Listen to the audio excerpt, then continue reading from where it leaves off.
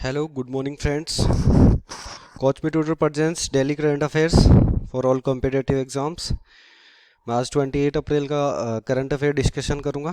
तो आइए देखते हैं 28 अप्रैल के सारे करंट अफेयर। पहला क्वेश्चन देखते हैं।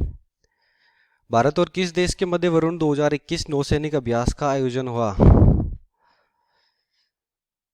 भारत और फ्रांस के मध्य अभी एक नौसैनिक अभ्यास हुआ था। तो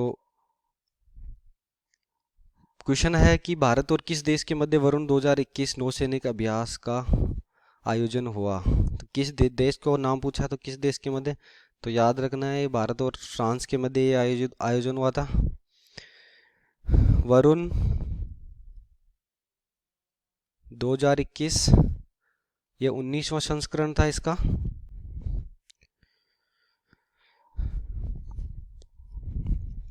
ये कहाँ आयोजित हुआ, अब देख लेते हैं कि ये भी पूछ लेते हैं कभी कभी एग्जाम में कि कहाँ पे आयोजन हुआ इसका। तो जो ये वरुण 2021 का 19वां संस्करण हुआ, ये अरब सागर में हुआ है। तो याद रखना अरब सागर, सीधा सीधा क्वेश्चन।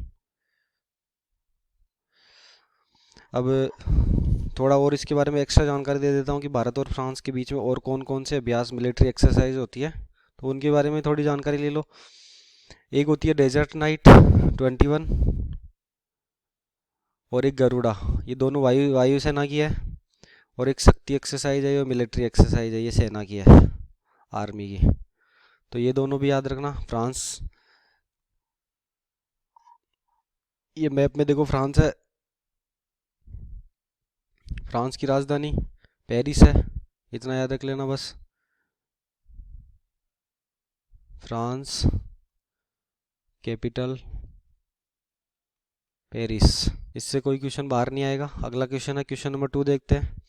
हाल ही में सिंगल क्रिस्टल ब्लेड टेक्निक किसने विकसित की है? सीधा सीधा क्वेश्चन है, याद रखना डीआरडीओ ने, defence research and development organisation,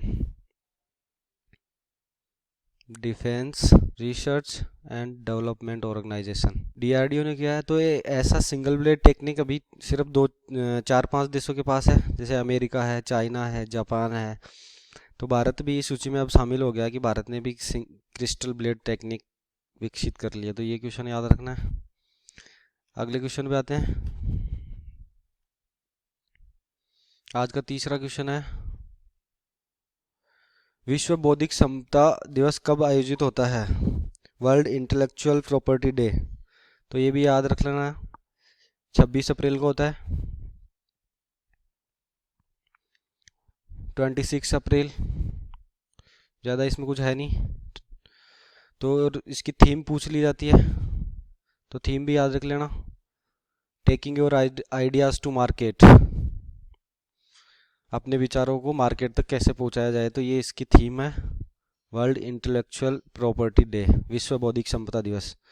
आज का चौथा क्वेश्चन है, विश्व मलेरिया दिवस कब मनाया जाता है? ये 25 अप्रैल को मनाया जाता है, याद रखना।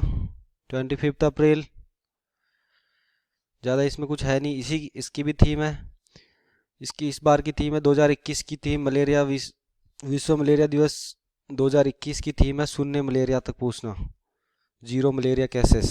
आगे बढ़ते, आगे क्वेश्चन क्या है आज का अपना 5th क्वेश्चन है, वैश्विक ऊर्जा रूपांतरण सूचकांक में भारत कौन से स्थान पर है?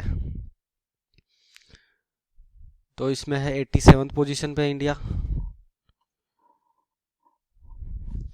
टोटल 112 कंट्रीज,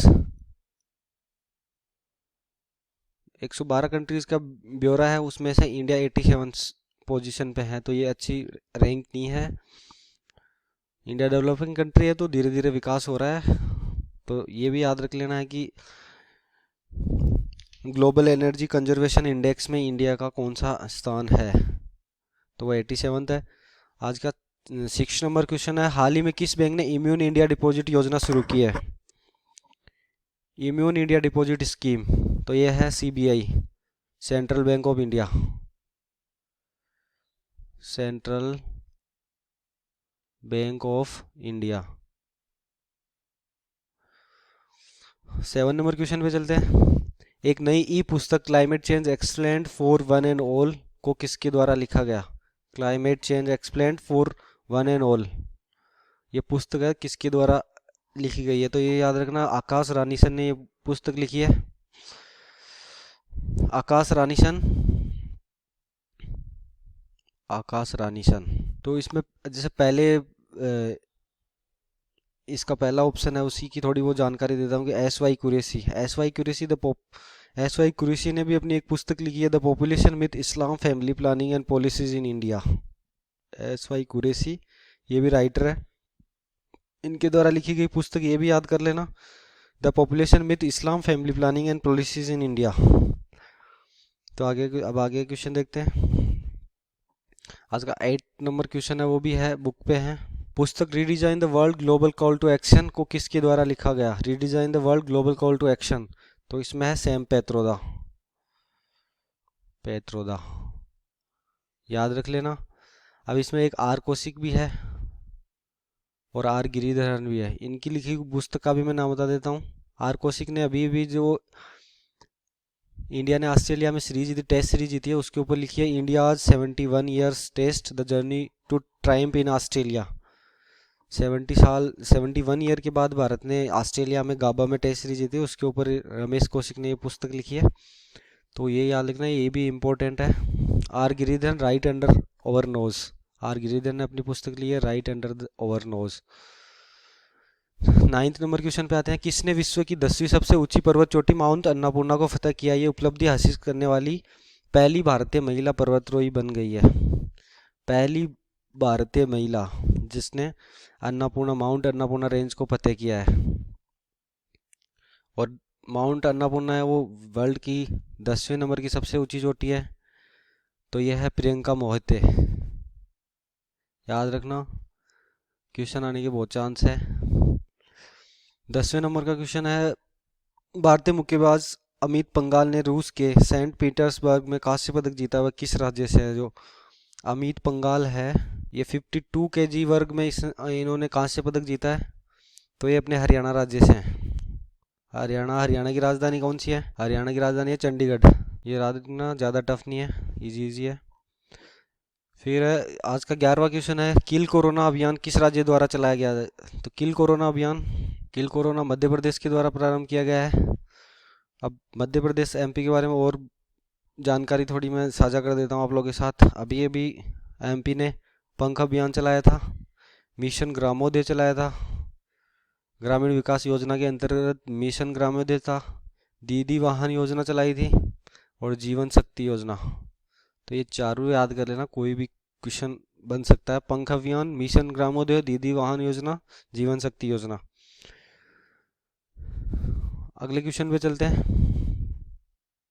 12 नंबर का क्वेश्चन है, योग से निरोग कार्यक्रम किस राज्य ने शुरू किया? योग से निरोग ये कार्यक्रम भी मध्य प्रदेश द्वारा प्रारंभ किया गया है, तो याद रखना। अब एमपी कैपिटल आपको पता ही होगा, भोपाल। याद रखना।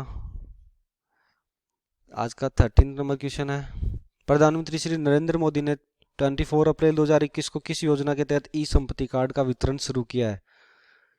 नरेंद्र मोदी जी ने 24 अप्रैल को ई संपत्ति कार्ड का वितरण स्वामित्व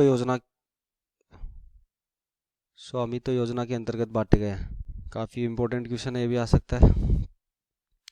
आगे बढ़ते हैं। तो आज की 13 करंट अफेयर एमसीक्यूज थे, तो सारे एक बार वापस देख लेना, लास्ट में इनके आंसर दिए हुए हैं सबके। तो दोबारा यदि आप रिवाइज करो तो ये आंसर देख लेना। फिर एमपी से 2-3 क्वेश्चन बने, तो मैं एमपी से रिलेटेड थोड़ी जानकारी और दे देता हूँ आप लोगों को, तो ये भी कारगर सिद्ध होगी आपके एग्ज़ाम के लिए। वैसे national park and tiger reserve total MP में 11 है, 6 मेन है जिनके बारे में मैं जानकारी दे देता हूँ। Kanha tiger reserve, Pench tiger reserve, Panna tiger reserve, Bandhavgarh tiger reserve, Satpura tiger reserve और संजय टाइगर रिजर्व। ये लेटेस्ट है, ये संजय टाइगर रिजर्व।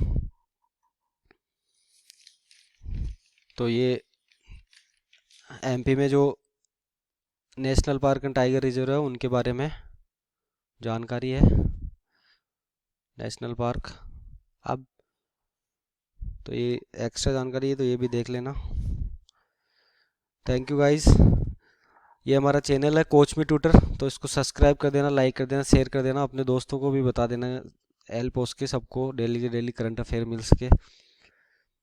देखो दोस्तों, एमसीक्यू लाने का यही फ़ायदा है कि जल्दी से याद हो जाता है, तो चीज़ जल्दी से दिमाग में कैच होती है,